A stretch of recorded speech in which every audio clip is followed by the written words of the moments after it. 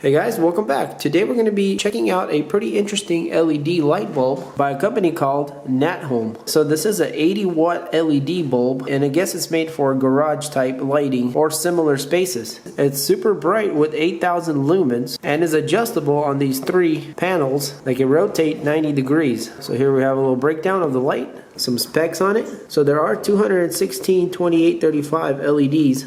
And here we have a picture of kind of showing us how it operates. And it does fit your standard E26 socket. It looks like they do have a few versions, and we have the more cooler version. That's the color temperature. So you can get it quite warm, looks like also. Alright, so let's open it up and see what it looks like. So we get a little welcome card, light up your garage. Some more information and how to contact the company.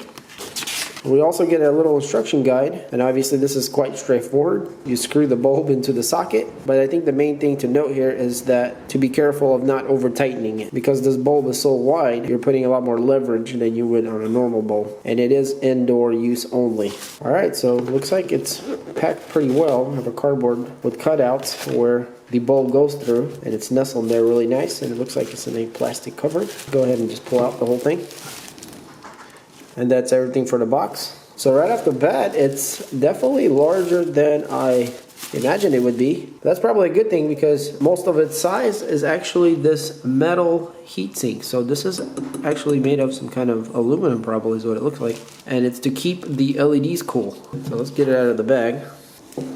So this would be the bottom of the bulb if you're screwing it in like this. So we do have a logo. It says LED light. There is some holes here. Looks like for ventilation. And we have three panels, and they're connected on these bolts here, and they can swivel up and down.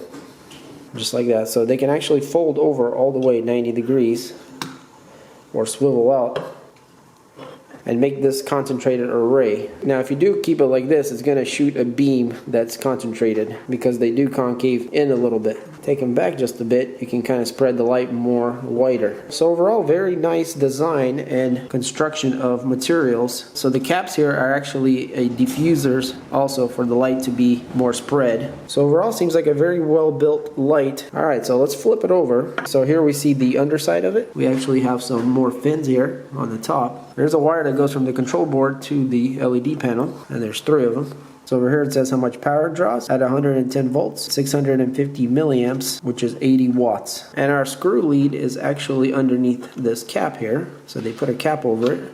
And the part that you want to be careful about is this piece here because it's connected actually to this plastic base. And so over tightening it would be very easily because, you might grab it on the edge here while you're screwing it in, and that could easily put way too much torque. So be mindful of that when you actually install these. So I do have a lux meter. So let's go ahead and power it on, open the lid here. And right now our ambient light is about 116 lux. And the light that I'm using is just this little LED floodlight that's pointing to the ceiling right now. So we should get a ton more light out of this thing. So I'm gonna go ahead and turn it off, unscrew it. It is kind of hot. And let's go ahead and install this bad boy into here and see what kind of difference we're gonna have. So right when it starts tightening up, that's all we need to do. We don't want to over tighten it. All right, let's power it on. And wow, that is a huge difference, guys. So my exposure on the camera is the same as it was before, but as you can see, the whole picture is overblown by far because the light is just crazy bright. The lux meter is not even reading it because it's way too bright, so we need to go to the next range. So it's reading 560. But yeah, you can see how much brighter that is. It's just ridiculous. And so what I'm going to do now is I'm going to expose the camera to this light, and I'm just going to close the aperture so we can get into range. And so this is about normal right here. So now that I adjusted the camera, you can see that everything looks a lot more normal. So if we go back to the lux meter, we can see we still have the same kind of lux. So this is a very, very bright light, and I can't really describe how bright it is because you can only see the brightness relevant to something. So it's been on for a few minutes, and just touching these heat sinks, I can tell that it's getting a little bit warmer. But it's definitely not hot or anything, it's just barely slightly warm to the touch. So let's go ahead and move one of these panels down.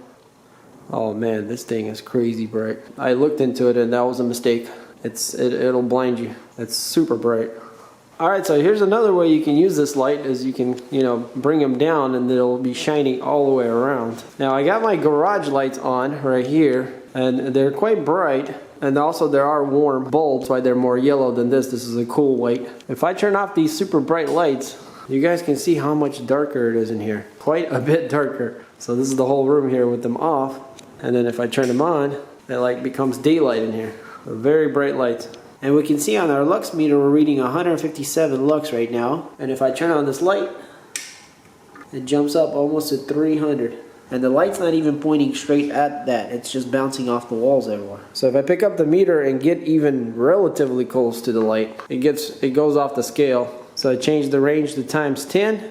And now we're really high up there. And I'm only catching one of them, 35 to 4,000. See, well, obviously the closer I get to this thing, the higher the reading will be. But about a foot away or so, we're at 12,000 lux. And then 3 feet away, about 3,000 lux. And it tapers off, obviously, as you go farther. So yeah, very impressive bulb. And as you guys can see, the exposures are quite intense with this thing. So yeah, it's been running for a while, and the cooling is just barely warm. So it looks like these things can run continuously with no issues because of these huge heat sinks. So yeah guys, overall it seems like a really impressive bulb, and I'm definitely pretty excited to permanently install it, and I think I know just the place for me. I have a little storage that always has poor lighting, and this will do great in there. So I hope you guys were able to see how bright this thing is. You know, for being an 80 watt LED, you're putting out a lot of light for the power. And I really like how they use these large heat sinks to control the heat, which gives our LED lights a guarantee of a long life. So if you're interested in this bulb, I'm going to leave some links in the description, so check that out. And if you enjoyed this video, then hit that like button. If you want to see more videos like this and other things I do in this channel, and you're not subscribed, then hit that subscribe button to see more. And as always, thanks for watching, and I'll see you on the next one. Peace.